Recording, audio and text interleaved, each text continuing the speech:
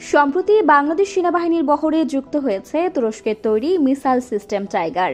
2021 সালে সাভার সেনানিবাসে প্রথম ইউনিট যুক্ত হওয়ার পরে বাংলাদেশের দূরপাল্লার আর্টিলারি হামলার প্রধান অস্ত্র হিসেবে পরিণত হয়েছে টাইগার মিসাইল। কতটা শক্তিশালী এই মিসাইল? রূপপুর পারমাণবিক বিদ্যুৎ কেন্দ্রে টাইগার মিসাইল মোতায়েন কতটা যুক্তিসঙ্গত?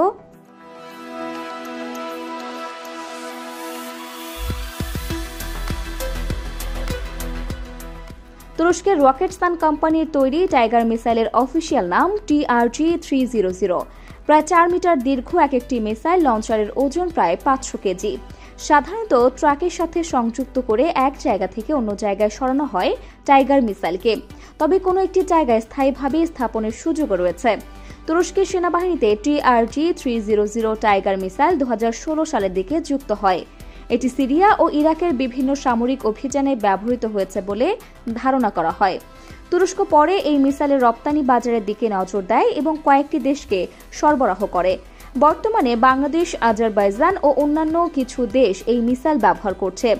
2021 সালে বাংলাদেশ সেনাবাহিনীর 51 MLRS রেজিমেন্টে এই মিসাইল সংযোজন করা হয়। মূলত ভূমি থেকে ভূমিতে শত্রু স্থাপনা ধ্বংসে কার্যকরী ভূমিকা রাখতে সক্ষম টাইগার মিসাইল। 30 থেকে 120 কিলোমিটার রেঞ্জের কোনো লক্ষ্যবস্তুকে নিখুঁত আঘাত হানতে পারে এই মিসাইল। শব্দের গতির 4 গুণ বেশি গতি নিয়ে ছুটতে পারে একটি মিসাইল। একটি লঞ্চারে 4টি রকেট ধারণ করানো যায়, আর খুব কম সময়ে একাধিক রকেট উৎক্ষেপণ করতে সক্ষম TRG-300।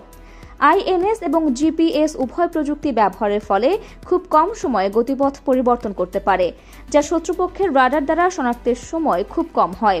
যদিও টাইগার মিসাইলে নিজস্ব কোনো রাডার সিস্টেম নেই, বাইরের কোনো রাডার সংযুক্ত করে পরিচালিত হয় এই মিসাইল। বাংলাদেশ সেনাবাহিনী সম্ভবত কাউন্টার ব্যাটারি রাডার এবং ফায়ার কন্ট্রোল সিস্টেম ব্যবহার করছে, যা এর নির্ভুলতাকে বাড়িয়ে দিয়েছে কয়েক গুণ। এ ধরনের মিসাইল পরিচালনায় কঠোর গোপনীয়তা বজায় রাখে বাংলাদেশের সেনাবাহিনী, তাই কোথায় কোথায় মোতায়েন করা হয়েছে তার নির্দিষ্ট তথ্য কখনোই প্রকাশিত হয় না। তবে অবস্থানগত দিক বিবেচনা করে ঢাকা এবং এর আশেপাশে সেনানিবাস ভারত ও মিয়ানমার সীমান্ত সংলগ্ন এলাকায় রাখার সম্ভাবনাই প্রবল। যেহেতু এটি কোনো আকাশ প্রতিরক্ষা কিংবা ক্রুজ মিসাইল নয়, রূপপুরের মতো সংবেদনশীল স্থাপনার আশেপাশে রাখার কথা নয় টাইগার মিসাইলের। তবে ট্রাকের মাধ্যমে স্থানান্তর করার সুযোগ থাকায় যুদ্ধকালীন সময়ে দেশের যে কোনো প্রান্তে সরিয়ে নেওয়া সম্ভব টাইগার মিসাইলকে।